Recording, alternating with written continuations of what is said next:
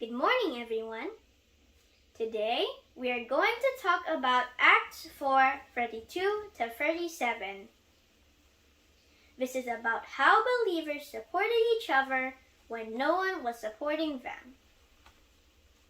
In order to fully understand the verses, we must not simply look at these verses, but understand the entire story. Jesus died and rose again, and the disciples like Peter, who were scared of temple guards in the past, have become empowered by Christ's resurrection, and the disciples are professing Christ's resurrection all over Israel. In Acts 4, some of a very early Christian prosecution can be seen.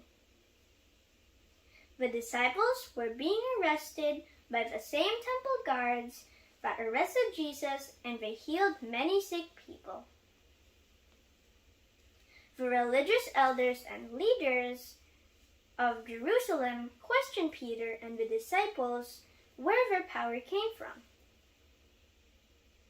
The disciples, no longer being afraid of death because of Jesus' resurrection, boldly responded to the priests that their source of power was Jesus.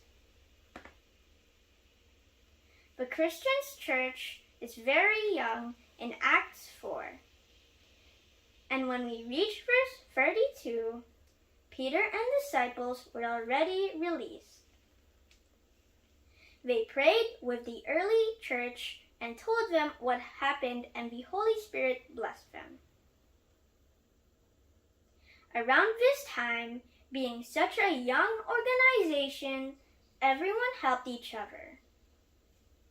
Some members were wealthy, some were poor, some were in the middle.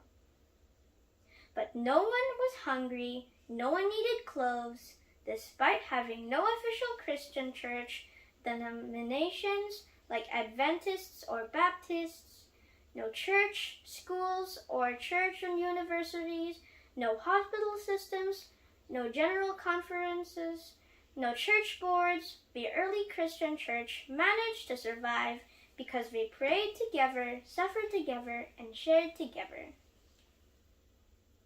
So today, I would like to offer 3 lessons. 1. You must have a relationship with Christ.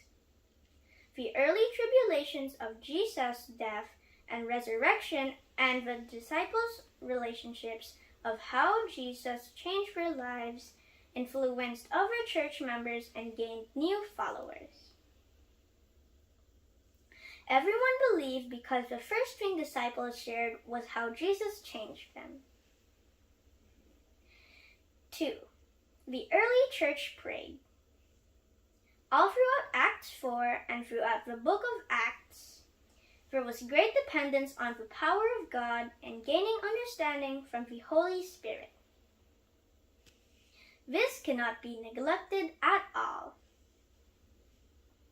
3. There is trust, the freedom and desire to give, and complete respect of the church leaders.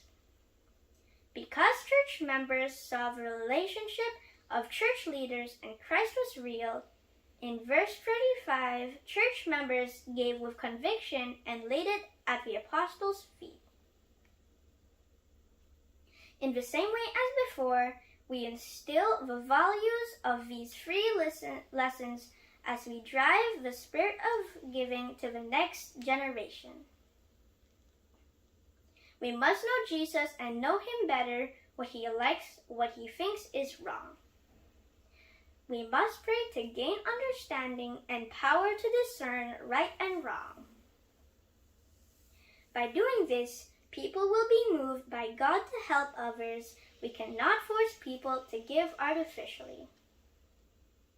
Last but not least, we must appoint men and women who are blameless, who have reputations that they have a close relationship with God, and can be good stewards of the church's donations.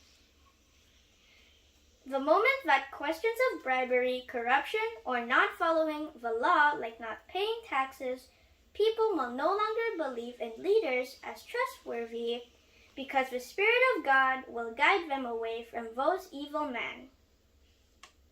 So let's give freely as guided by God, and let's choose leaders that are proven Christians.